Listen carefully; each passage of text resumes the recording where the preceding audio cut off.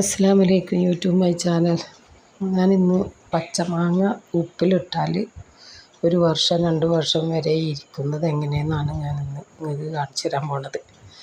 അതിൻ്റെ മുന്നായിട്ട് നിങ്ങളെൻ്റെ channel subscribe ചെയ്യുക, ലൈക്ക് ചെയ്യുക, ഷെയർ ചെയ്യുക. ഇത് 1 വർഷം കഴിഞ്ഞ മാങ്ങയാണ്.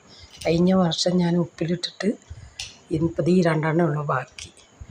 അതിൽ ഞാൻ പച്ചമുളക് ഇട്ടിരുന്നു. ആ പച്ചമുളകും നല്ല ടേസ്റ്റാണ് തിന്നാൻ. ഉപ്പൊക്കെ പൊടിച്ചിട്ട് നല്ല ടേസ്റ്റാവും. അപ്പം ഇതുപോലെ നിങ്ങളൊന്ന് ഇട്ട് നോക്കി 1 വർഷം വരെ ഒരു കേടും കൂടാതെ ഇരിക്കും.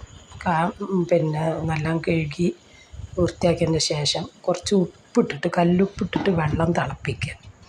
വെള്ളം തിളപ്പിച്ചതിന് ശേഷം ഈ മാങ്ങ ഒരു ബക്കറ്റിലിട്ട് പിന്നെ ഈ തിളപ്പിച്ച വെള്ളം നല്ല തിളച്ച വെള്ളം അതിലേക്ക് ഒഴിച്ച് കൊടുക്കുക. ഈ പൊട്ടൊന്നും ഉണ്ടാവരുത് കേട്ടോ മാങ്ങ നമ്മൾ നിലത്ത് വീണ മാങ്ങ ആവണേക്കാൾ നല്ലത് മുച്ചിമന്ന് പൊട്ടിക്കണ മാങ്ങയാണ്.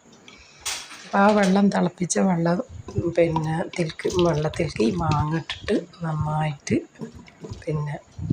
മറിച്ച് കൊടുക്കുക. എല്ലാ ഭാഗവും നല്ലോണം കൊണ്ട് കളറ് വാടണം. ആ തിളച്ച വെള്ളം എല്ലാ ഭാഗത്തും ആവണം. അതിന് വേണ്ടിയിട്ട് എല്ലാ ഭാഗവും തിരിച്ച് മറിച്ചൊക്കെ ഇട്ട് കൊടുത്ത് നന്നായിട്ട് കളറ് മാറും. മാങ്ങയുടെ കളറാണ് മാറും. ആ തൊലിക്കൊരു കട്ടിയും വരും. അങ്ങനെ വന്നതിന് ശേഷം നമ്മൾ അത് തുടച്ച് വൃത്തിയാക്കിയിട്ട് അണ്ടാവിലോ ഭരണിയിലോ ഇവിടെ ഏതിലിട്ടാലും കുഴപ്പമില്ല. ഞാനിപ്പോൾ അണ്ടാവിലാണ് ഇടുന്നത്.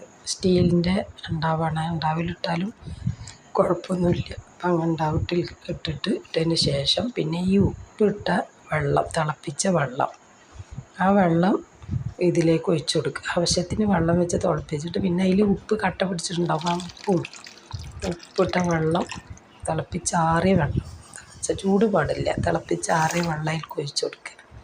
പിന്നെ പച്ചമുളക് വേണമെങ്കിൽ അതൊക്കെ ഇട്ട് കൊടുക്കുക.